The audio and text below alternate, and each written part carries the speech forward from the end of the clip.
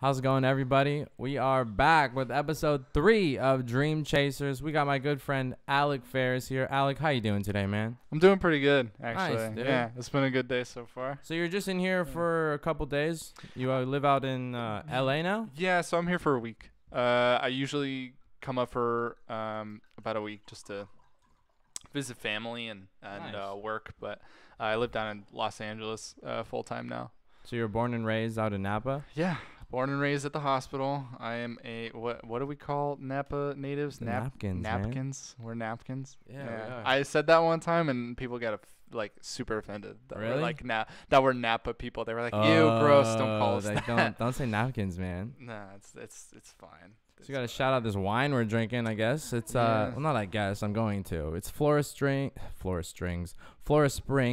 Napa Valley Family Estate from 2013. They're Cabernet Sauvignon.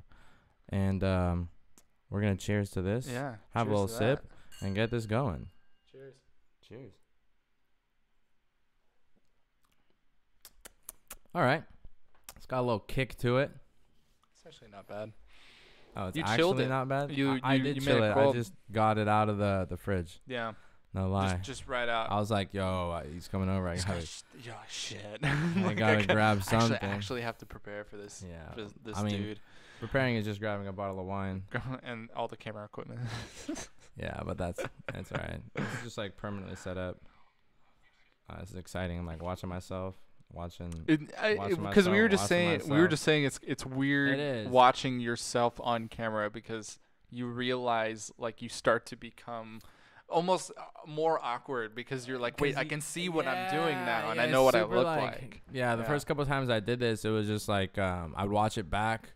And the first one was really the only one I watched ever because it was like how my body's moving, you know what I mean? I'm sure you can see that like maybe in like music videos or stuff like that as well. And like when people like tape snaps of you and like your live performance and stuff like that, that's where I'm like, dude. Yeah, I got a little bit better at not being so worried about live performance because live performance is you're kind of just in that moment at all times. Definitely. So you're like when I'm dancing, and I think you've seen it before. It's like if I'm moving and all over the place, it's like if I'm just having a good time, I don't necessarily care what I look like.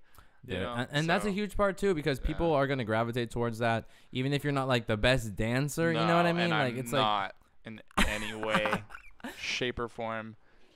Dude, come to a show. Yeah, watch it for yourself. Oh, you got shows coming up, man. That's what you know what? I don't, and that's kind of the sad thing because usually when I do come back up to Napa, I try to schedule the show for that time. But recently, I haven't been putting out anything. Like I haven't put out like a project or anything recently, which we'll get into. Kind of did, yeah. We'll get into. We'll work our way around that. But like usually, I set up a show, but this time, just recently, I just been like, I just want to work on like the music itself, and then like once the music is kind of done, and I'm still just working on like the videos and whatnot for all this stuff. I want to go out and do the shows to practice them and play them, and then when it really comes out, it's foolproof and a cool release. That's definitely something I tell people that are starting out in music and stuff like that now because visuals are a huge part of it. It's kind of like do or die at this point, I think you're right. You can't.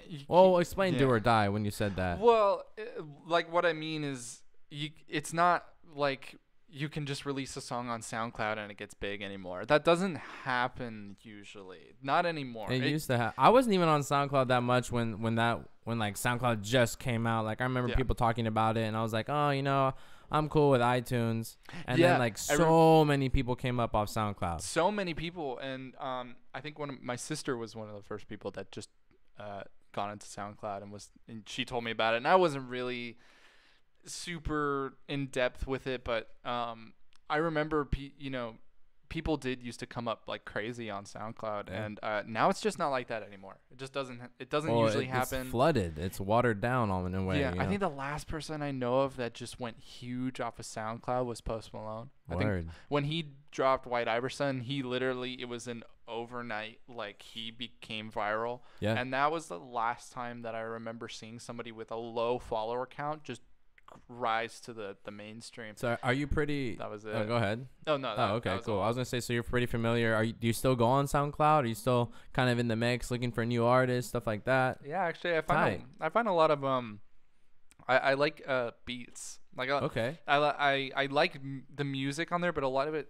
that is on my feed is a lot of like electronic, like your reposts and stuff like that.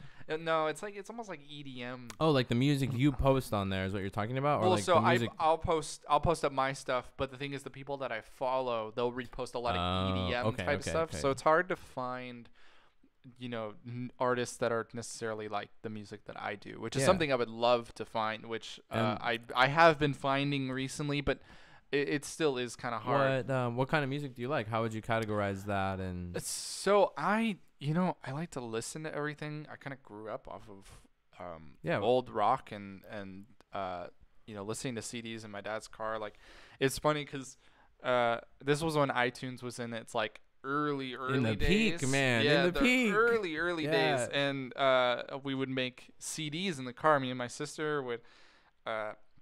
My dad had a library, a iTunes library, and we would get a ton of songs together and put them on CDs, and he would let us play them in the car. And That's the cool, mixes were man. always like Beatles with Maroon 5. It was like the biggest jump, and like it was crazy. That's solid though. The Beatles and Maroon 5. That's solid. Like, but it was. But like it was diverse. Between. Yeah, there was. It was I see what so you're saying. I definitely see what you're with, saying. Like with all that. So I grew up on a lot of like Fleetwood Mac and Beatles and Rolling Stones and and then Maroon 5 is probably where I get a lot of the pop. Yeah, I see you have some influences from. We'll get there. Yeah, just that's just from my early days. But then as I kind of started moving on, my sister.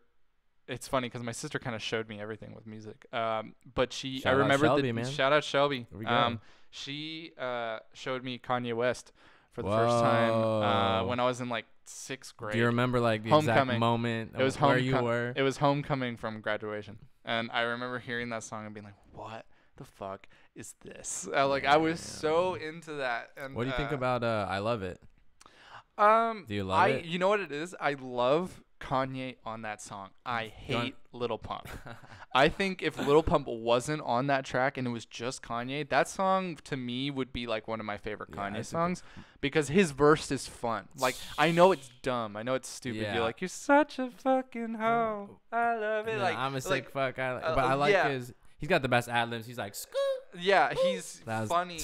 But it. Like recently he's just been so hard to back, and I think I just kind of started to move away. We could talk politics. We're not getting into that, man. I told him before this. I was like, we were talking before this. You're gonna bring up some politics. I bet you're just gonna start it. So, what do you think of for our president? And then I'm just gonna freeze up. And he's gonna, that is this right here. Alec Ferris is a Donald Trump supporter. Like, no, and then that is not the case. That'll be the cameo for the whole hour interview or however long. This is. That'll be the tagline on the thumbnail. Yeah. Just the like, Zach Fenny quotation mark Trump supporter interview. Yeah. Okay. Perfect. Anyways, so what got you into making music, man? So you're growing up listening to Maroon 5, the Beatles, everything in between. Yeah. So was it when Shelby showed you Kanye West that you were like, whoa, I want to take it to the next level, or was there somewhere along in between there? I think I actually got into writing music when I listened to. Well, I was writing music when I was like young, but obviously it was young? I would say maybe like 11. I think I wrote like my first song, and that's cool, man. It was bad. Well, I mean, it's not good at 11. It was really bad. And you wrote something good at 11. I remember I played it, and it was just catchy, and I think that's just what I thought about it. You wrote a piano song and the singing to it, or what? Yeah, so I wrote like a guitar. It was on guitar, and so I was doing that for a second, and then I heard Ed Sheeran for the first time, and it was before he released his first album or his debut. He released other shit before, but he didn't really become big in the States until the first album, Plus.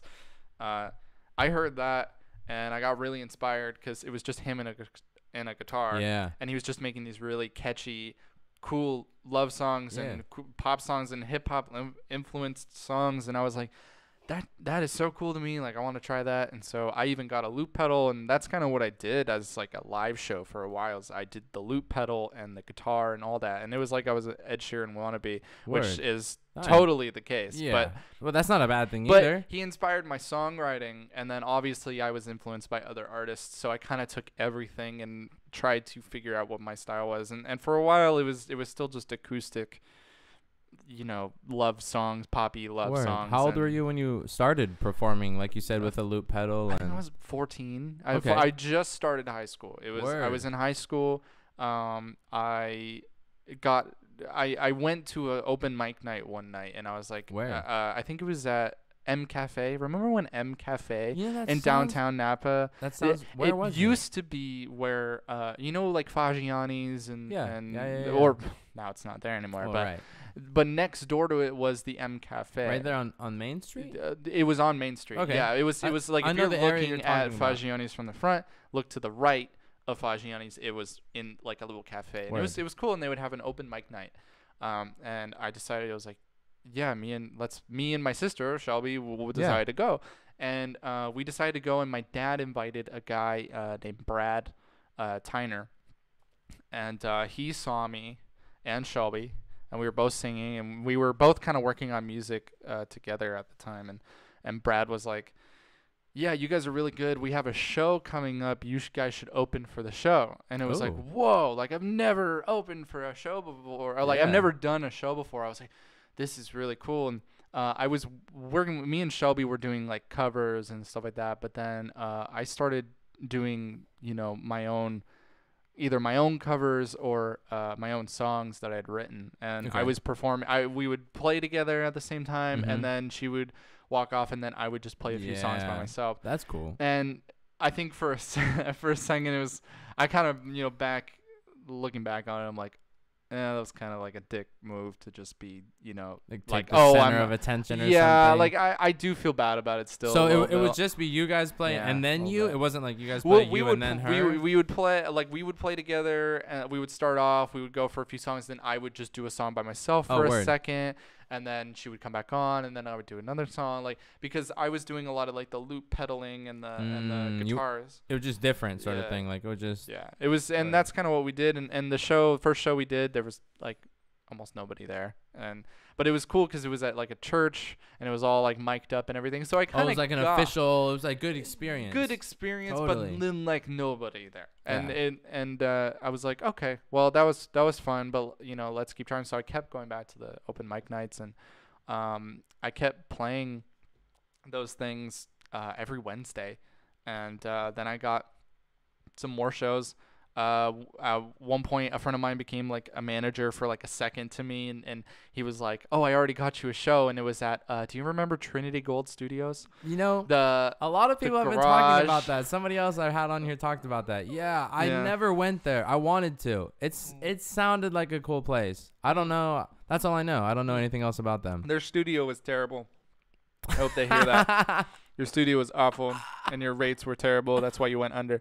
Anyways, I was so mean to say. But, like, it's kind of looking back on it, I'm like, I paid a good amount of money to get 2 really, really bad live recordings from them. So I don't feel bad. But anyways. So Trinity recording. Trinity recording. No, but it was actually really cool because like I said, it's more experience, though. Exactly. And without that, you wouldn't know what good recordings are. Yeah. No, and we did that show, and actually it was funny because one of the people that we ended up opening for, I don't know if you know the band Finish Ticket. They're like a big band in the Bay Area, and they played a show. I think it was last year around this time after the fires. There was a benefit concert at Bilko's. I feel like they played there. I don't think that was them. They opened up for 21 Pilots recently. They went on tour with them. What was their name again? Finish Ticket. Okay, I'm thinking of First in Flight. Yeah, First in Flight. Okay, yeah, no, I know them too. Good. Okay. Shout out to those guys. Shout out First in Flight. Nice guys. Yeah, great guys. But the Finish Ticket. Yeah. So we opened for them, and that was they were kind of like a guest spot. And actually, we actually opened for what's that? It was who? I'm trying to think of their name. Oh no.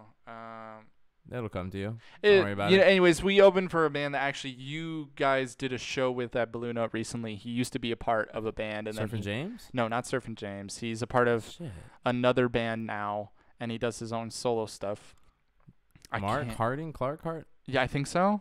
And then he's part. It was I can't remember. Don't worry about it. It's cool, man. Anyways, so we did that show, and I just kept doing more. I just kept trying to do more wanting shows to get more out there. And the thing is that like I started to do shows on my own. Word. And then that's kind of where I broke away from doing songs with my sister. But later on, I actually did a song with my sister on the last EP that I released, and that went over awesome. Nice. So it was kind of good to kind of be like, oh no, let's come back and pay homage. to what it originally was. Man. And I definitely want to do it again. But yeah, so that's kind of where I started, was open mic nights, because it was like the most raw. Like anybody that could just walk in was gonna just look at you and listen to you and give you feedback, or not even give a shit, or not even So I think that was like a good formative experience of like, okay, this is what real performing feels like in front of a bunch of people that you don't know. Yep. And I would definitely even recommend going to open mics for people starting out and maybe not knowing what their first step is, how to get gigs and how to do this. How long would you say, so you started at the open mic night, and was it some time before you started getting your solo gigs from them, or was it immediately, or did it take some time? It took some time. So I was doing those open mic nights, and then I had to go out and search for shows myself. Right. And that's a huge thing that I would say to anybody that's really trying to do shows, is you have to email these people. Yeah. And nobody's gonna. I was lucky that people came up to me and wanted to do shows, right? But those first two were to help me, being like, yes, I played a show before, you can have me on. It's not my first time. Exactly. Sadly, like, you have to go out and really do the open mic nights, and then you have to hit these people up on your own, and you just have to make actual networking ties. Think about it like a job almost. It's all about, honestly, like, I heard something the other day, it was music is 20% talent and 80% networking, and more I'm starting to realize that is like a huge case. And I think, and I don't think that's a bad thing. I think that's just how the world works. It's not even with music. You can argue that like it's kind of like the saying, it's not what you know, it's who you know. Exactly. And that's super broad, but still, even you can apply that to a lot of things in life. Yeah. And I think it's kind of cool though, because I mean, getting into like the social media topics, totally something else. But there's a difference between popping on social media and then popping in real life. Oh, absolutely. And I think that goes hand in hand with that. Yeah. So I want to talk about. Okay, before I forget, bro, I gotta talk about your shirt. Oh yeah. Dude, what is up with this? I found this shirt. Everybody's like, "Where did you get that shirt? Did you buy it on my store?" I got it at Forever 21. What? You can buy this shirt at Forever 21. It's a Super Nintendo. Yeah, so it's Super Nintendo, and then I don't want to knock that over, but like on the back, I'll like turn around real quick. Yeah. Yeah, they can see it. That looks, dude. So it's like the console, the controller. Yeah. What? Yeah. So shit. Yeah. So I found that, and I was like, I gotta. It was like $15. I just had to drop. Man. I just had to drop money. I was like, absolutely. Shout out Forever 21, man. Shout out. No, they don't pay us. We don't do that. Right. No free advertising. Maybe they will. They see what happens. You know what I mean? No. So do you play video games? Are you a Super Nintendo fan? Yeah, actually, everybody. I was disappointed that they released the classic NES console with all the games and everything, because I was like, SNES is better. Like I thought so. But even though because SNES had some of the best games, like had the best Zelda games, the best Mario games, and so it's like hard to be like, oh yeah, I'm gonna drop a bunch of money to play NES games. Like they were fun. They were part of my childhood. I know I'm young, but like I had friends that had the consoles, so I played them all when I was a kid. Hell yeah. Dude, I just love SNES. They're coming out with the remake in the Nintendo 64 Classic. Yeah, Someone that's gonna be some serious money. That's like HDMI ready, like, because I just had to buy HDMI to RCA converter, bro. Yeah. Walmart has them. I have a game. Or I had a GameCube in my possession, and I even had Smash Brothers as well. But I don't know where it is. Same thing happened to my buddy. I swear, bro. Like, someone's going around stealing GameCubes and games, Smash Bros. But just Smash Bros. Because he has the other shit, but no Smash Bros. I'm not even joking, dude. Yeah, no, I bought that thing, and or no, I didn't buy it actually. It was Blake Vasquez. Yeah. He gave that to me. Hell yeah. So, and he was like, "Oh, I'm not using it, so you can use it." Shout out Blake. Hey, Shout out Blake. Blake. Right. Yeah. He's not paying us either, but. Yeah, no, he's not. But hey, you know what? You know what? But he gave that to me, and then I started buying games for it, and nice. it just I just started. I actually would sit on my own just with nobody and just like play like Yeah, I was gonna say you got Blood Rain. Like I was like playing shit. Blood Rain and like the old Medal of Honor games and stuff like that. And I would just sit there and play those. And I got Smash Brothers, and it was like $60. Yeah. Like Smash Brothers still is expensive. $60. Yeah, and I lost it. And I'm pissed because I'm like, if I want to buy that again, do you know how much money it is? Still $60. Yep. And if you get an actual copy with like the box that's still there, dude, I don't even want to it's know. like $100-something. Man. It's more than a controller is worth at this point. Do you have like a favorite game and game system, or are you playing any video games now? Yeah, I'm a big PC guy. Oh. I'm a big PC gamer. I love. What are you playing now? What are you working on? Well, I was playing CS:GO for a while. Okay. That kind of got I get too frustrated at games like that where it's like I think my aim is on their head and it goes the other way, and it's like everything happens within a split second, like less than a second. And you have to sit for like a whole round not doing anything. I think that was definitely like I still play it though, and like I think recently I've just been hanging out and playing with friends just on random games that we You gotta check out Paladins, bro. Yeah, so Is I saw that you even guys on PC? playing. Yeah, so it's on PC, Cool. but I was playing Overwatch for a while, and that was kind of. I that. haven't. Yeah, that's a similar thing. I heard. Yeah. I haven't it's played the same Overwatch. actually. Paladin. Well, so Paladins and Overwatch came out around the same time. The only reasons why Paladins is honestly still going is because it's free, and and also honestly, I don't think Overwatch is. I think Overwatch is doing fine, but it's not. Not my game anymore. But so your Instagram handle is Alec Ferris Music. Alec Ferris Music. Let's talk about that, man. How did that come about? So have you gone through a couple names? Is this the first name? And no. So this is funny because so I used to be Alec Lee. Okay. Back when I was doing acoustic music, and even when I started doing electronic music, it was only this last year that I decided to change my name. It had been coming for a while.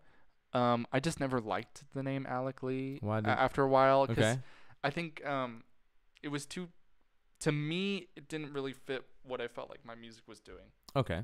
It didn't feel like it was like a grown man or like somebody, it didn't feel like a timeless name to me. A lot of other people had the name Alec Lee. You're going for a timeless name. Well, that's weird to say, but it's like I was trying to think of a name that if I said it 30 years from now, I was totally cool with. That's interesting. That's an interesting mindset.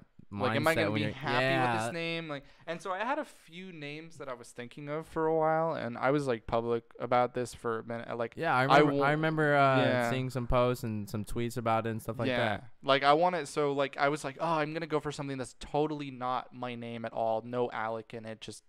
So I thought we were just thinking of like random names, and I think one of them came up, and it was Ferris Cooler.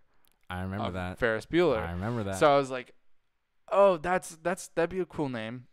But I kind of was like, no, I'm not gonna like that name in a few years. I'm gonna think that's lame. Childish. It's childish. It's lame, and I'm gonna be like, no, I'm gonna change it. And what happens if, let's say, music does well, and it's like I change it in the middle of my career? That's not good, because I just watched one of my favorite people change his name, Chet Faker. He just changed his name to Nick Murphy, which is his actual name. Wow. And honestly, he releases music still, and I forget now, because it's not his name's not Chet Faker anymore. It's effort too, you know what I mean?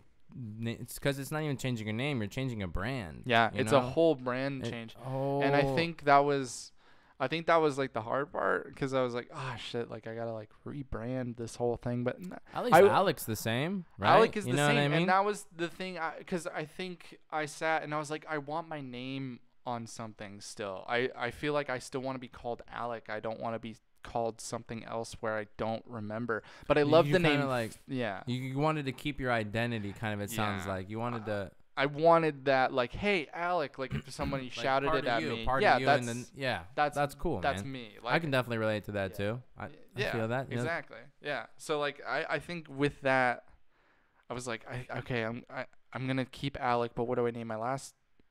My last thing. Yeah. I liked Ferris because I felt like nobody really had that name, and people are like, why did you think of Ferris? And it has no relation to my family or past life. It's or not your anything. real last name. No, or anything. not at all. Like people get that confused all the time, and it's like, no, like there's really no.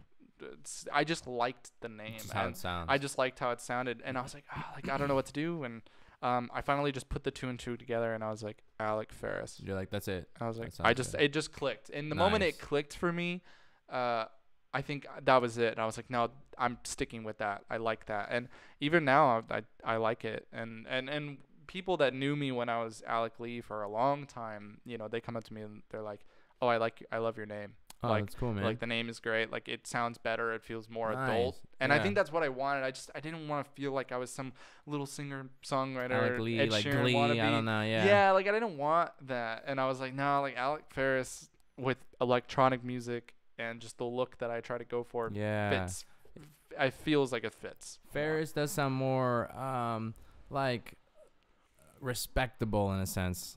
Maybe. Yeah, I don't know. Ferris, because Lee reminds me of Glee. Like Lee is like Lee. Well, yeah, it's. I mean, that's just what I think. Yeah. No, I get that. So, yeah. What do you use to make music? Because you sing on music as well, but you also produce. So you kind of do them both. Do you have like people help you in the process? Is there how do you make a song? So it usually starts off just me, and that's it. Usually I'll just start off with like being on the piano. Word. And I'll just come up with the chord progression, and then I start to think of some words. But recently it's been kind of up in the air with how I start, because sometimes I'll just make a beat, the whole backtrack. Like, word.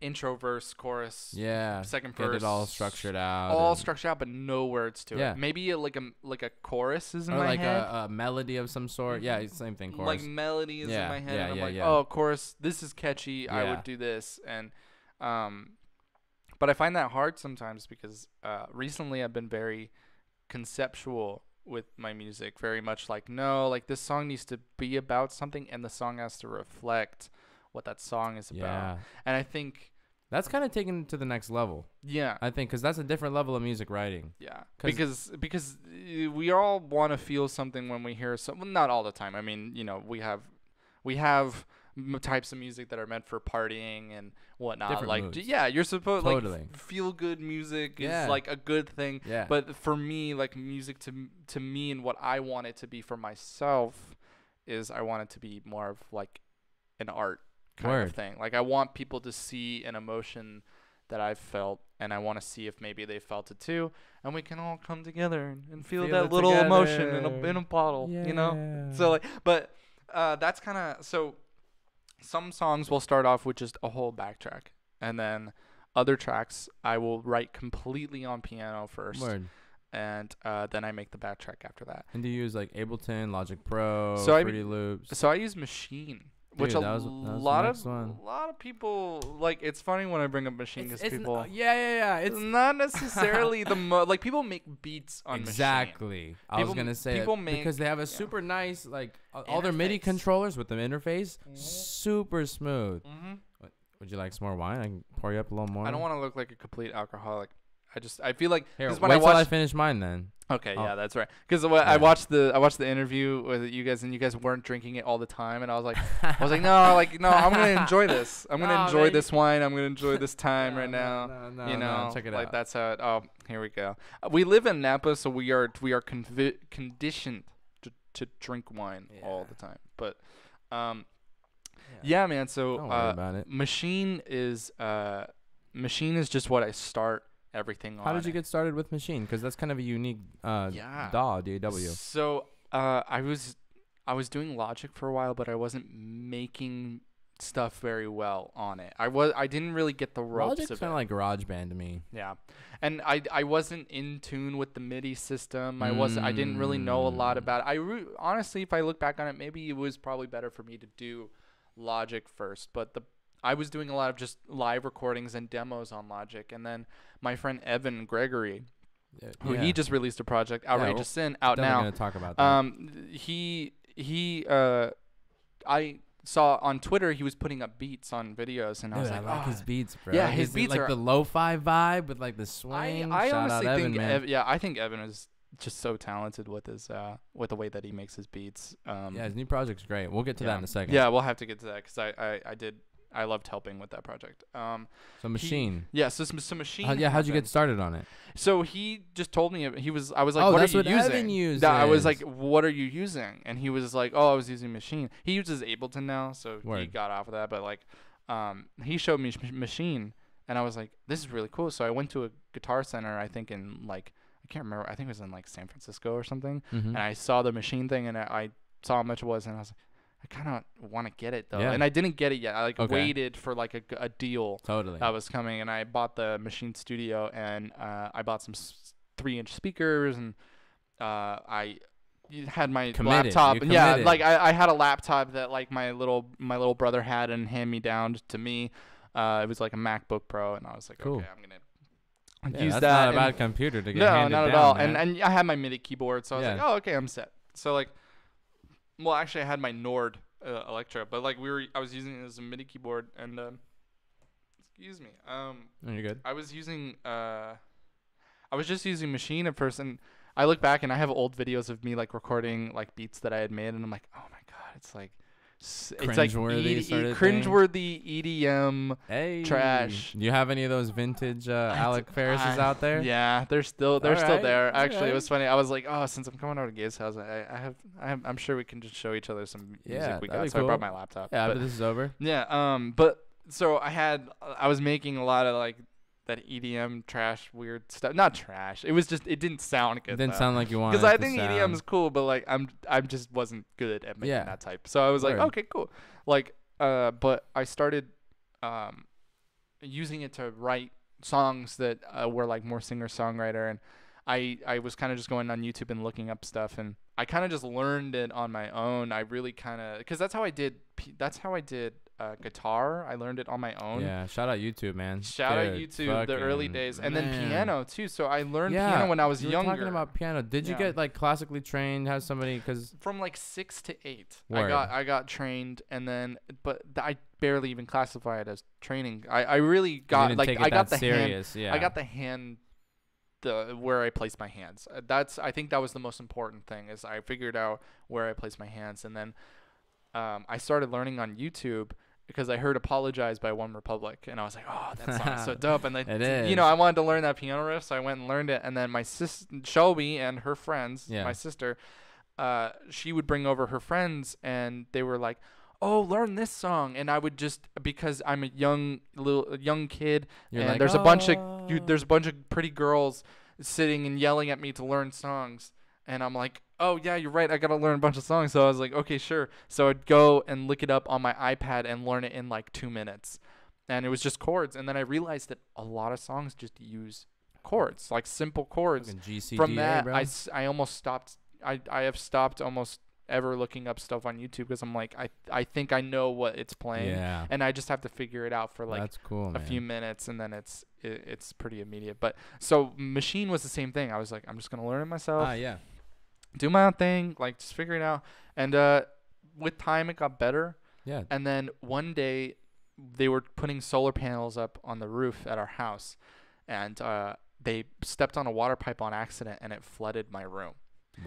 All my music equipment got destroyed. No way. The only thing that got saved was my brand new laptop that I had just put all my stuff on. What? Everything got destroyed, and I was like, "What am I gonna?" That was the most depressed I think. When did that happen? That was that was like 2 years ago. Okay. About 2.5 years ago, and I just was devastated. I was like, "Oh my god, what am I gonna do?" I have nothing. I have to rebuild everything. This sucks. And then insurance came in, and it was like, oh, well, you know what, you lost, give us all the stuff you lost, and we'll give you a certain settlement. And they gave me enough to where I knew what I wanted, because I had been thinking about getting new stuff anyways, but this happened, and I was so devastated over it, but I was like, let me see what I can get out of this, and I was able to upgrade everything. It's kind of interesting how even like in the darkest of times like that, it can, at the time it might not have seemed like anything, but looking back, it's like that was a pivotal point. That was actually, I think about it a lot now, that like that was probably one of the most pinnacle points in my, like, pivotal points in my in my career, and it was because I was able to hear my songs a lot better off of those. Instead of those 3-inch monitors, I got 5-inch monitors. Oh, okay. And instead of getting those other little equipment things that I wasn't using at the time, I sold those and got a subwoofer. Nice. And then I got a new MIDI keyboard, and then I got a new Nord, and I was just kind of upgrading my things, and that was when that happened. That was like, wow, I can really like make better I feel like I can make better music. I know I was gonna do fine with the stuff I had, but I felt like with the new equipment I had, it was next level. So I was like, cool. So I got all that stuff, and I started working, and I was going through a lot of like legal manager artist stuff. I had a manager for a second, and what was that like? Oh, it was awful. I hope he hears this. No, it was bad. It was really bad. Here calling people out, man. You know what? First Trinity, now you're calling out your manager. Oh no, dude. Trinity. You know what? But they're gone now, so it's like, all right, it doesn't matter. They don't care. But like, cool. Like the thing is, watch, like years from now, they're gonna be like, remember when you said this on this interview? Yeah, when this has millions of views. It's like years from now. Hell yeah. But like, no, the manager I had, the person I was working with, I'm not gonna say any names, but you know, we worked together, and he helped me. I met people through him because he got the connections to meet certain people that I work with now. One person that I work with now, who honestly deserves all the credit for why honestly I'm still really doing music at this point anyways. And so he helped me meet some people, and then I was dealing, like, I didn't want him as my manager anymore, kind of, you know, I had to get him out of my life, and it was ridiculous. And you know, so we figured that out, and I was like, what do I do? And then I was working with another person as well, who was like a producer, and he kind of like, I don't know, it's weird. Basically, a lot of bad things happened. Money was gone.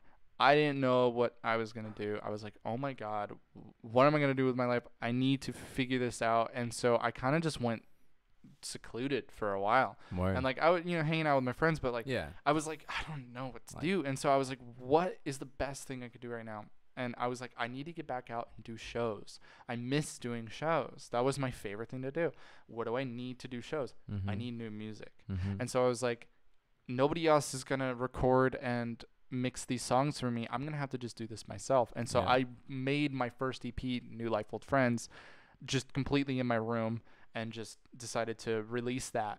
And I think that was another huge deal, because I kind of just, it was like I kind of just rose back up, and I was like, no, I'm not going to let this beat me down. I am going to keep going. I am going to still do this. I do want this, as, you know, I've said it since I was a kid. I want this as my life.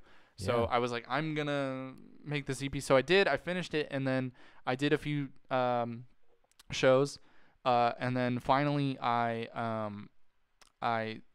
contacted one of my good buddies, Ian. I wanted to show him some new music. I showed him some stuff that I was working on and the stuff I had released. And he was like, this is really good. You know, what do you want to do? And I was like, well, I want to get into bottle rock. Hell yeah. And he was like, okay, sounds good. And he was like, let's see what we can do. And so he calls the guy that runs it, and you know, he goes over to their offices, shows them the music, and they were happy to hear it, and they liked it, and they were like, yeah, no, like let's meet with this guy. And so I met with the main dude, and we just talked for like 30 minutes about random stuff, and then finally he was like, oh, well, what are you looking for? What do you want?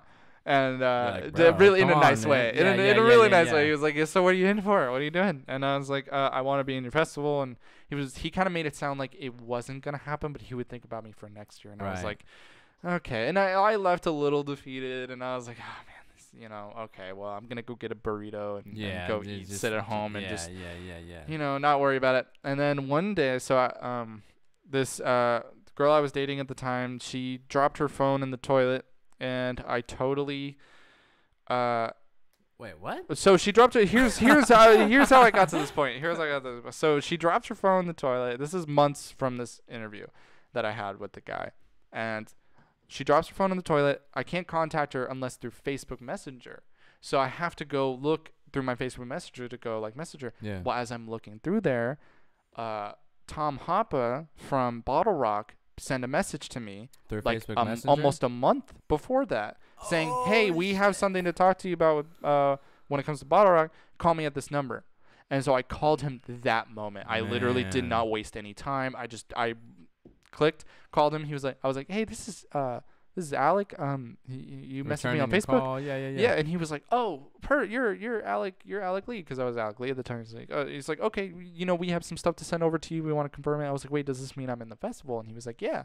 And I was just like, "Awesome, cool, yeah, send it over to me." The moment I got off the phone, I was like running through my house screaming, and I just was like, "Holy crap!" Because I went through like one of the worst years of my life to then suddenly I just decided to put balls to the wall and just try to put myself out there, and it worked. And I was like, whoa, like that was the craziest moment to me. And I was like, okay, awesome. So I kept it secret from my mom for like months. Hey. And then I put out a video when the Bottle Rock thing released, and it was a video of my mom reacted to my name being on the list, and it got like 250 likes and a bunch of stuff, and that was like a really cool deal. And Bottle Rock like sent me an email saying, "Hey, that was really cool. That was awesome." You hashtag them or whatever. Yeah, else. like I tagged everything, and it was a really cool moment. And and so I went down to LA and worked on an EP, and that was the Life in Pastel EP that I released. That was kind of like the sequel to New Life Old Friends.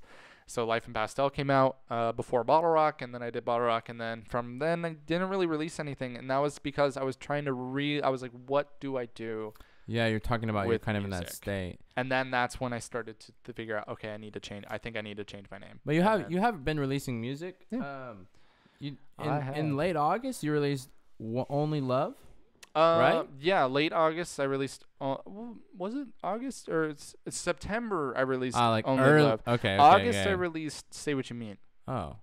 And so Say What You Mean came out, and that one. I know that you had like singles released here and there, and then you because Real Love came out in the beginning of the year when I did change my name. That was kind of my like, hey, I changed my name. By the way, check out this new song. That's kind of how that went. So I did that, and that worked out really nicely. And then that project with Evan, we can talk about that. You were on that last track, Peculiar. Mm-hmm. How was that? What was it like working with Evan and the whole process with that project? So that was like the first song that we actually worked on together. So we've come a long way from him telling you about Machine till now working on that project, huh? Yeah, man. I hit him up one day because I was like, I heard his Beats project, and I found his Twitter again. I think I had always followed it, but he started posting again. He was just posting funny things, and then he posted his. He does have a good Twitter music. feed. He's funny. He's dude. a good dude. I love him. He posted his Beats project, and so I went ahead and just listened to it because I was like, yeah, sure, and I just liked it. But the one song out of that whole thing that I just immediately took out of it was Peculiar. It was the Peculiar beat, and he called it Peculiar, and so it was because it was a Marvin Gaye sample, and he was it was over this beat, and it was like the Marvin Gaye sample didn't necessarily work with the beat, but because the beat itself had that like peculiar, like that natural reverse chorus that was happening with all the vocals, and I was like, that is such a good sample, and the way that he made the beat, I was like, this is really cool. And so I met up with him because I was like, yeah, let's go ahead and let's sit and talk about music. Yeah. And I told him about that song, and I was like, yeah, dude, like have you been thinking about doing anything with that song? And he was like, no, not really. And so I started showing him like James Blake and Bon Iver, just like, references. I was like, I kind of almost want to do something like that. And because they did a collaboration, and I was like, oh man.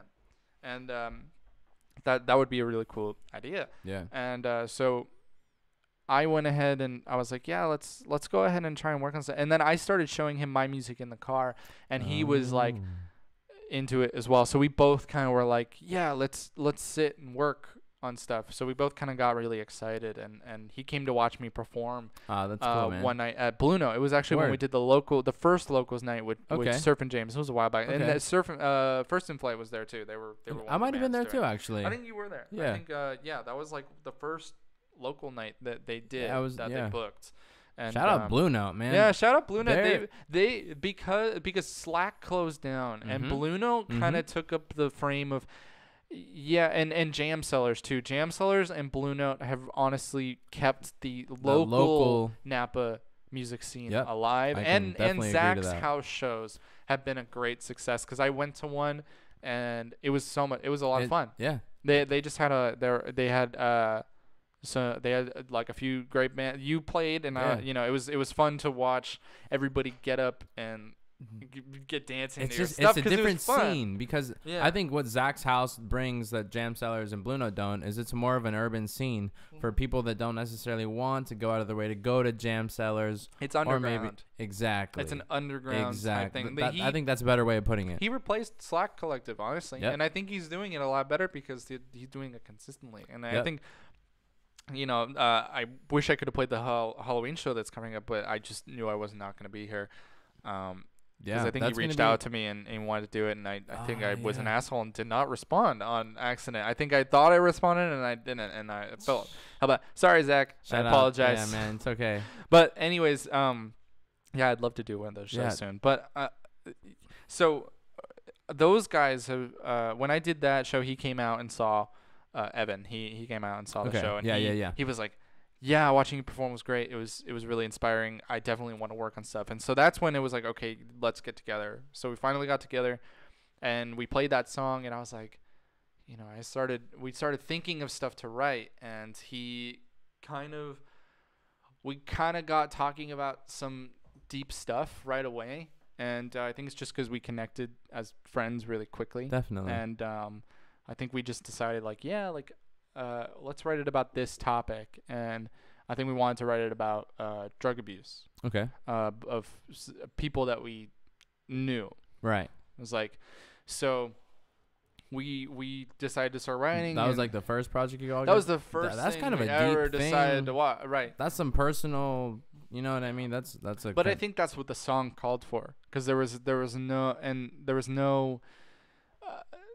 It felt too hopeful and in a sense like heavenly and it just had this more bright aura to it, and a lot of my stuff is like moody type electronic music, but I was like, no, you know what, I want to write something that's really almost hopeful but still kind of sad, a little definitely sad. And so we just kind of connected on that deal, and we decided to start writing, and I had this idea for vocoding on Ableton. So I started using a vocoder for the song. Hell yeah. And then I got a new software for vocoding, and I decided to replace all the vocals that I had done, and I redid them, and I sent it off to him, and it was like, yeah, that's it.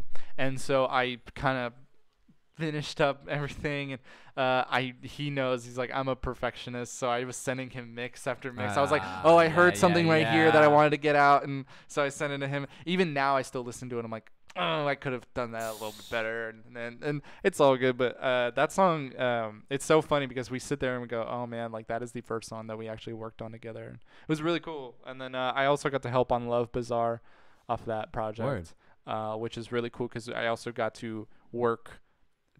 I wasn't in the same room, but I was me and Kilvane, who is a really talented rapper and singer and songwriter, makes beats just crazy. I need his 808s. They're just massive. They're crazy. Awesome. They're insane.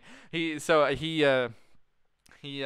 was on that track too, so it was cool to work on that with him, with all of them. And that's cool, man. And it was a cool collaboration project. And it was really cool because I think there's something about Evan, about his style of making beats. And Love Bazaar, I feel like, is the one where I'm like, no, that is really unique to him to that's unique. That is a unique beat. It's a unique style of song.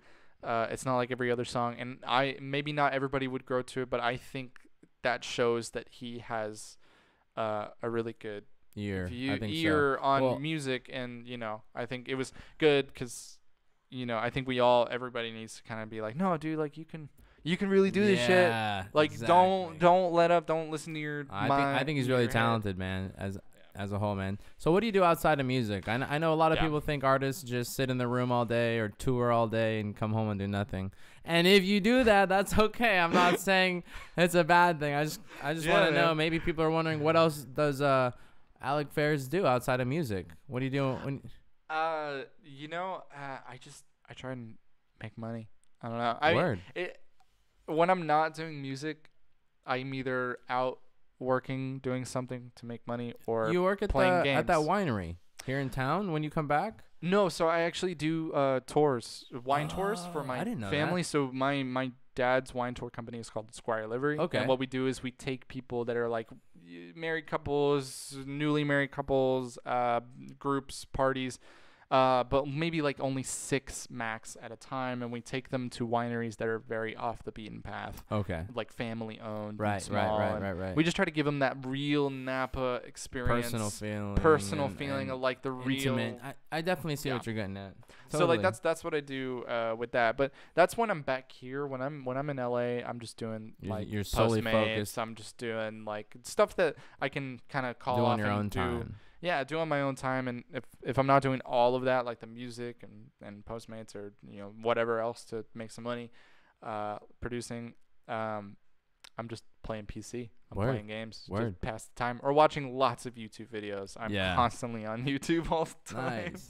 Yeah, man. So I mean, you also started mixing other people's music. That's something you want to get into? That was something I wanted to get into because my mixes. So I never really thought that my mixes were the best. I mean, looking back on my old ones, obviously it's not going to be as good as the ones now, but I was working with my a buddy Mike. I have 2 people that I work that I work with, Mike Gato, who actually I was on his podcast Taste Buds. I don't shout out to Taste Buds.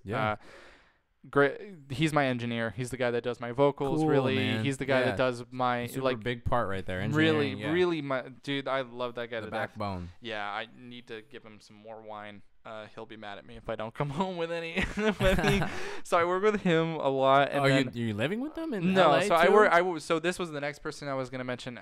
Danny Lohner. Okay. Who is really probably one of the main reasons why I'm able to do music as much as I am now, because he is literally given me a place to stay. Wow. He has helped me with my craft. Guy, man. Real homie. Really mentored me. And then at one point, like, I think he just was like, yeah, you don't necessarily need it. You're kind of learning on your own. But just such a great guy. And I started living with him recently, and just a wonderful dude. And he when he started saying my mixes were good and they sounded really good, and they weren't from Mike, and also Mike was saying my mixes were turning out pretty good because I was learning a lot. They still have a little bit more to be worked on, but that's because they are professional, gone to school engineers, but they're like, your mixes are good. It's just I think it's like everything in life, kind of like what we were saying. It's not who you know, or what you know is who you know. Yeah. Another thing is, like, the more you do something, the better you get. Especially if you're in there all the time, really putting in work, and your brain's working, and you're grinding gears. I think you're gonna get better, man.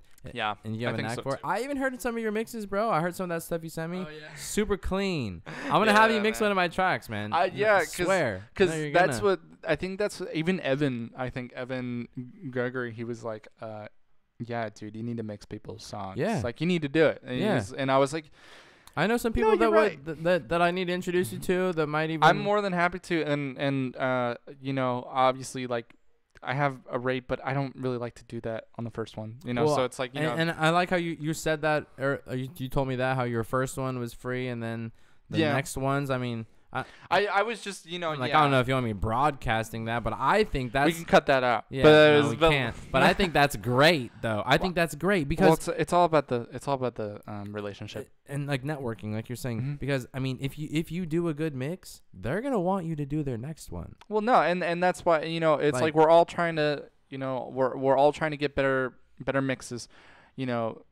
and I'm trying to get better at my mixes, and this is good. I felt like it was good training for me, and so that's why I started, producing for other people, so I could get better at producing for myself, and then also just mixing the songs that I produced and getting better at that, because then I learn from it. And I think another person that helped me learn a lot was my friend Roger Cabral.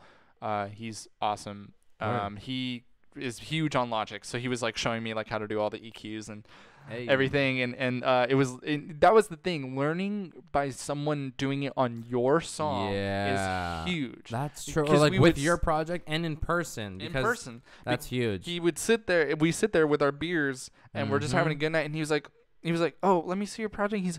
He's like, you know what you might want to do is take this and do the kick helpful, and maybe double it. That's like he would just do these things and make it fatter, double it, or whatever. He would be like, oh, let's phase this hi-hat so it goes around the ears and stuff like that. And it was like these little things that he did. Toms, like he showed me how to do toms to make them punchier.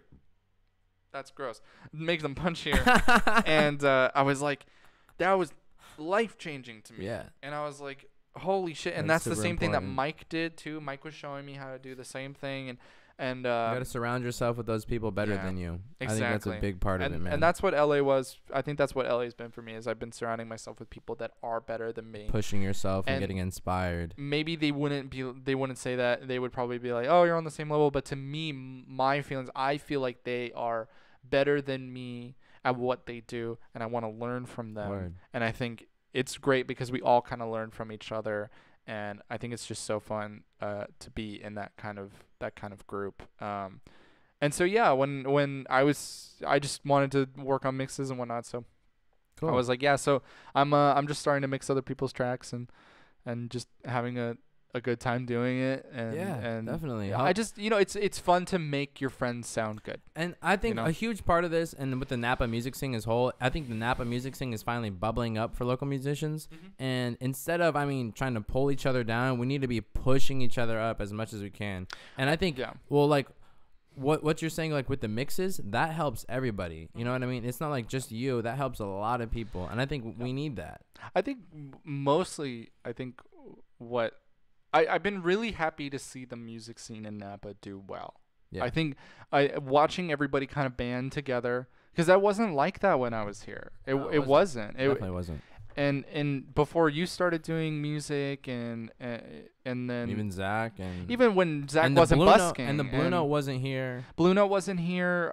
Surfin' James was a band that I knew of, but I didn't know them. Yep. And then out of all of a sudden, everybody just started getting together and working together. And I think for the Napa music scene, I think it's such a good thing, because there was a minute where we didn't really have anything special. We didn't. True. We had a lot of like Nana DiCarlo. They were around. Cover bands, Finish man. Ticket was around during that time, like, and those bands were doing a ton of shows and a ton of stuff. And my friend Mikey, he had a band. I can't remember the name, but Michael Reinhardt. Okay, sounds familiar. Yeah, actually. I love that guy. He drums for the Deadlies.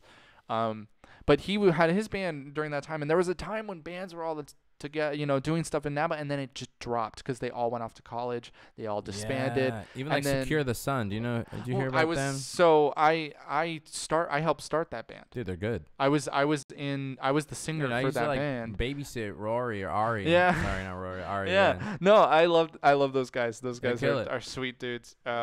Yeah, they started.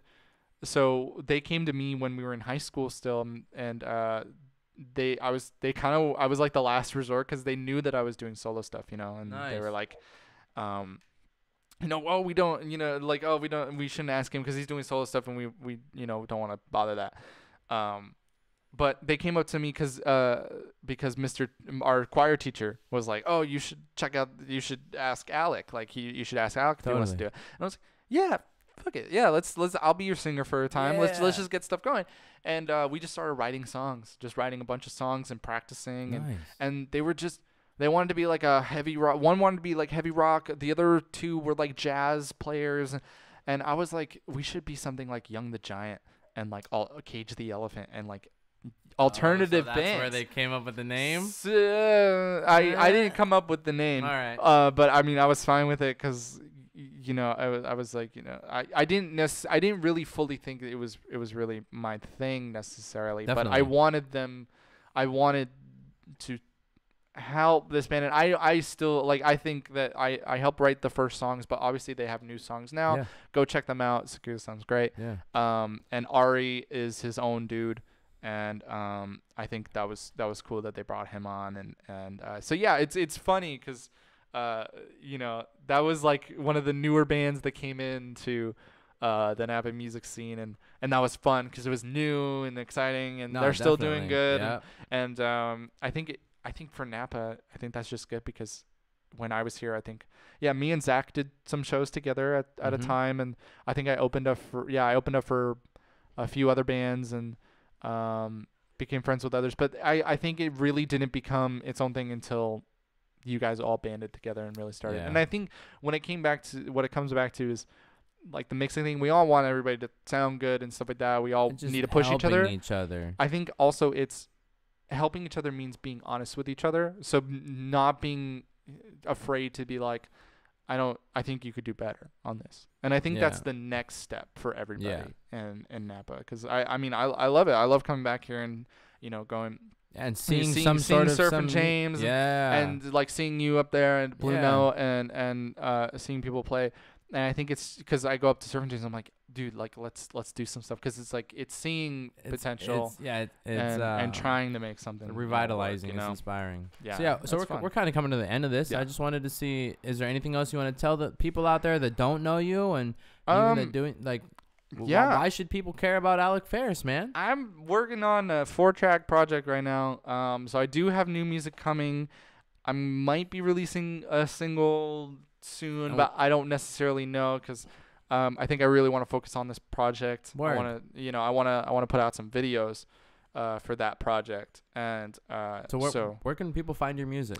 So you guys can find my music at Alec Ferris Music on SoundCloud. Actually, you can just look up Alec Ferris on SoundCloud. That should come up. Alec Ferris Music on Twitter, and Instagram. I'm gonna put that link in the bio down here. You guys are gonna see it right down there. Perfect. And so that's where you can find my stuff. I have 2 songs out right now: "Say What You Mean" and "Only Love." Would love if you guys check them out and let me know what you thought. And and hopefully I'll have a show coming up soon. But cool, this was a lot of fun, man. Thank you for having me on. Yeah. And you know, hopefully at some point I can come back on again when time has passed, and we'll see what's been up. When some cool shit happens with you, we're gonna have you back. Absolutely, man. So cheers to that, man. Cheers. Thank you guys. I'm gonna see you next time. Thanks.